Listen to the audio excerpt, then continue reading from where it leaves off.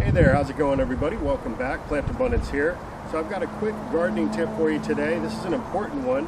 This is in regards to the chlorine and chloramine that comes into many homes through the water supply that we may be using to feed our garden, our plants, or make compost tea.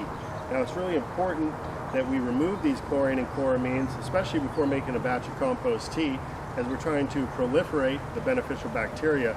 But even watering your plants, this can be detrimental. And so I've come up with a solution, a low-cost solution that can work for you.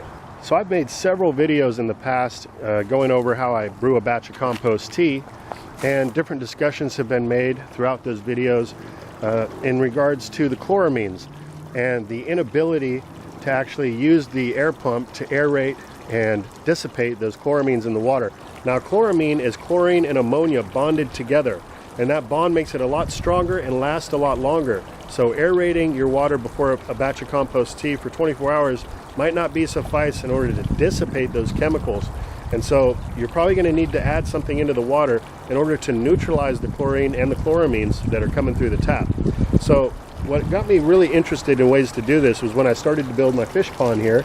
And it's really important for the water that you add into your fish pond to not have chlorine or chloramines in it. And so I use a water softener. It's a pond conditioner. And I put in about a half a teaspoon of this liquid into about 30 gallons of water when I'm pumping water into here, and that will neutralize almost instantly the chloramines that are in the water. Here we have chloramines, you may have chlorine, unless you're getting well water or you've got some sort of spring water or something, or river water that you're using. Most people are going to have chlorine and chloramines in the water. So that got me thinking, can I use this pond conditioner to treat the water that I'm using to make my compost tea or to water my garden with? And the results that I came up with after doing many hours of research on this came up inconclusive. I'm not quite sure if using that pond conditioner long term could have a detrimental effect on the plants. I think it's probably still better than the chloramines, but I started digging deeper. And what I came across was the use of vitamin C powder as a way to neutralize the chloramines. And not only is this cheaper, but vitamin C can actually be beneficial to your plants as well. You only need actually 1,000 milligrams to treat about 30 to 50 gallons of water. So just a quarter of a teaspoon of this powder would be suffice for treating my 25-gallon batches of compost tea that I brew. Not only that, it's going to save me time because I can forego the 24-hour period where I'm aerating the water to get it ready to add in the worm castings and other ingredients to make my tea. And by using the vitamin C powder, instead of actually trying to aerate the water for 24 hours, I know for sure we're able to neutralize these chloramines in as little as 10 minutes. The half-life of the vitamin C in the chlorinated water is said to be about 4 minutes for 30 to 50 gallons, which is also about the size of a bathtub. So some folks actually will add in the vitamin C powder into their bath as well so that they're not absorbing these chlorine and chloramines. There's also vitamin C shower filters on the market, which can be useful in order to keep that chlorine and chloramine off your skin and getting into your bloodstream. And there are inline filters used for gardening. They can get a little pricey, but that's another option. So anyway, let me just share with you how I go about doing this. Now this is my 25-gallon compost tea brewer, and I'm just going to fill it up with some tap water.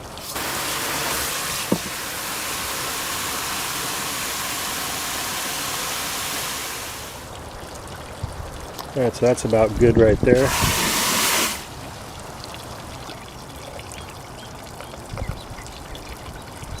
So now I'm going to add in about a half a teaspoon of the vitamin C powder to this 25 gallons.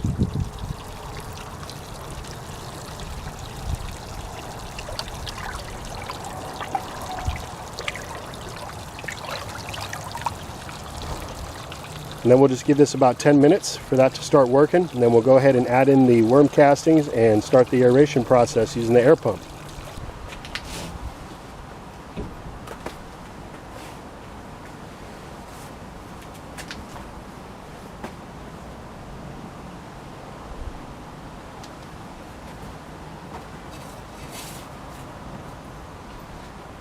I'm just going to scoop out some nice homemade worm castings here.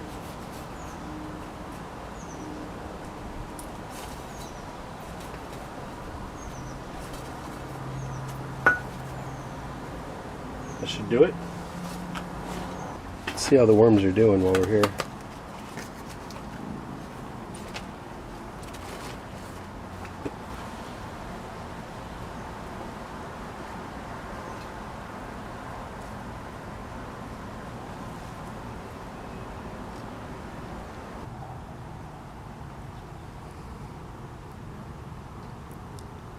I've been getting a lot of juice pulp lately because I've been doing a lot of juicing.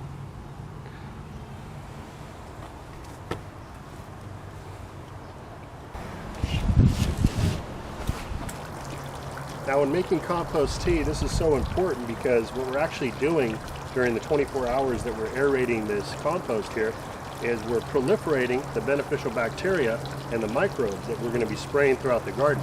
So if there's chlorine or chloramine in the water, that's going to in effect disinfect and kill off the bacteria. And after the tea is brewed, I then broadcast it throughout the garden using a transfer pump.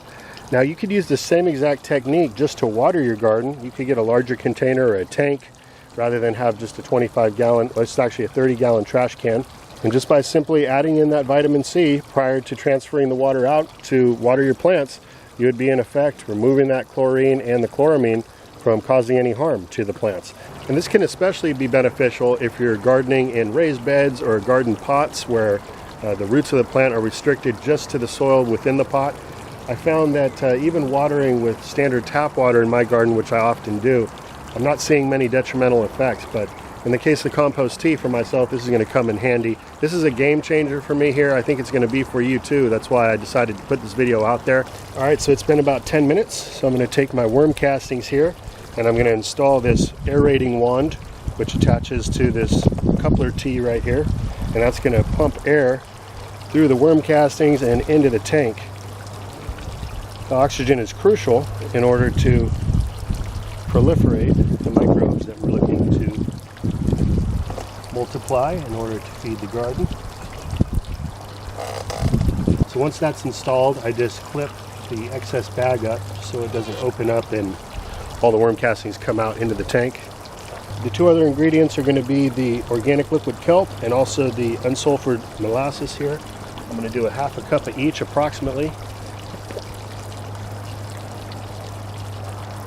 And this is a food source for the microbes, and it's also added nutrients for the plants.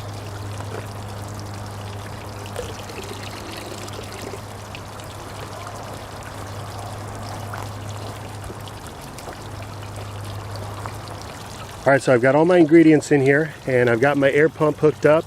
This hose is attached to the PVC pipe, and the PVC pipe goes all the way down to the bottom of the tank and through the wand, and there's holes for the air to come out and aerate all the water. So let's turn it on.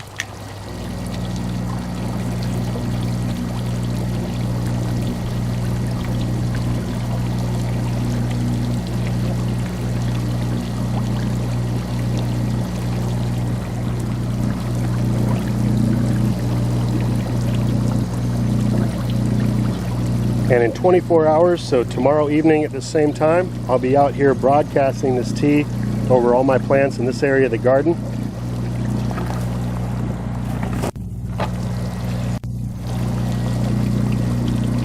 And I'm just going to throw the lid on.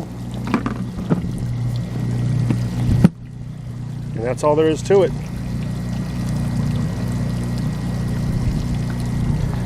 So I hope you found it helpful. And with that, I hope you're having a great night, and I'll be talking to you again soon. Take care. Just a quick reminder, Dino Tree Kale seeds are still available right now. So if you're interested, I'll put a link below this video. It's a PayPal link, and that'll bring you straight to the order page where you can enter in your shipping info. And now's the time to get those seeds in hand, and you can get them started and ready for this upcoming fall, or save them until next spring. And I just want to send out a big thank you to everybody who's already purchased seeds. I really do appreciate that and the support that you've shown for the channel. I'm out here right now actually collecting some more seeds from the mother plant. You can see we've still got quite a few green pods, and over here we've got a bunch of dry pods. So I'm coming out here every day harvesting these at their peak readiness and getting those hand packed up for you guys.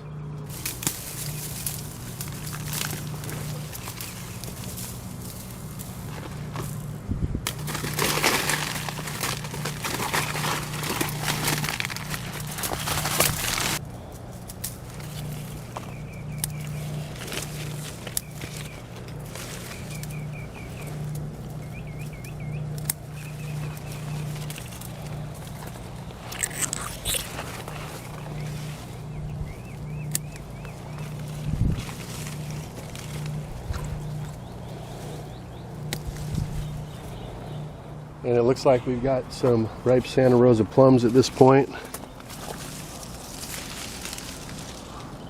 Here's a nice one. Let me buff that off real quick.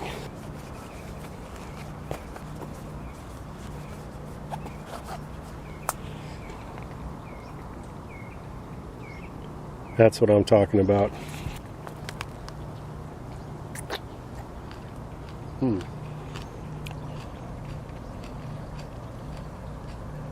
Delicious. There's a lot more where that came from.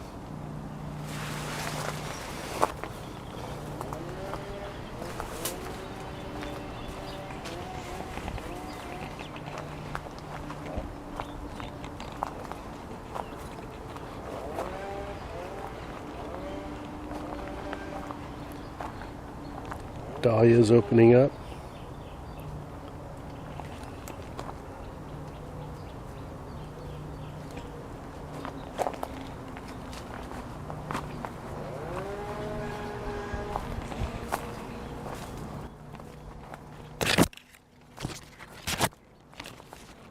One over here I've been eyeballing. Look at it, the deep purple color on that. Perfect.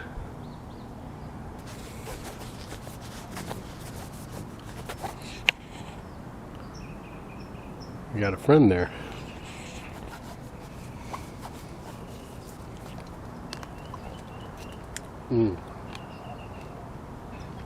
That one was even better.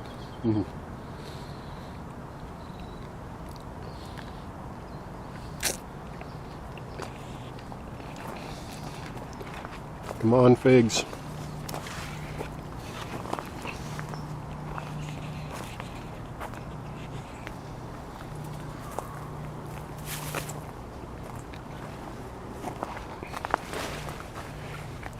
Look at this beautiful dahlia.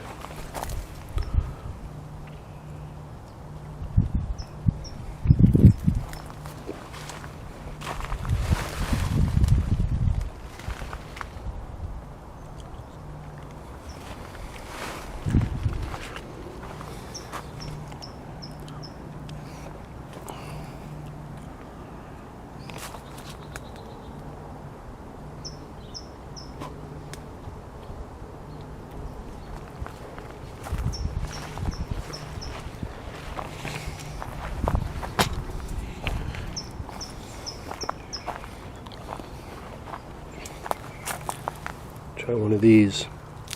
Edible daylily.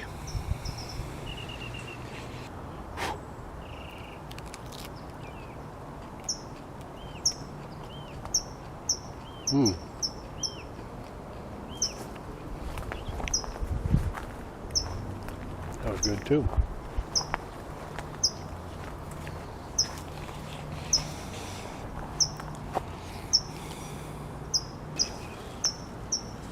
See, we've got a few pairs over here.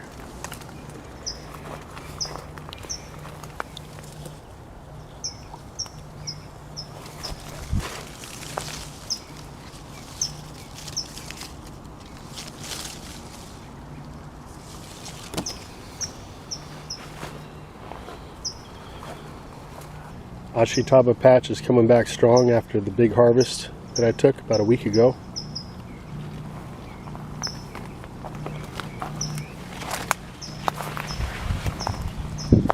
Some more dahlias opening up.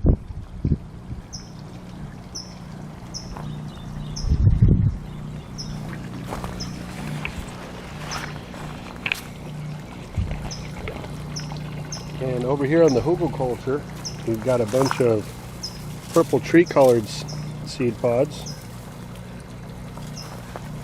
These are all ready to go.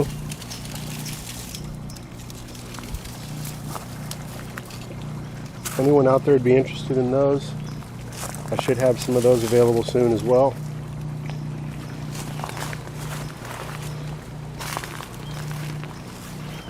See the Armenian cucumber vine. It's now covered this hugelkultur very well. Longevity spinach. Just got to move some of these Armenian cucumber vines out of the way. We got a nice patch there developing. Got the beautiful lemongrass, my wife's favorite tea, and the snap peas are maturing. We're going to be collecting seed from this plant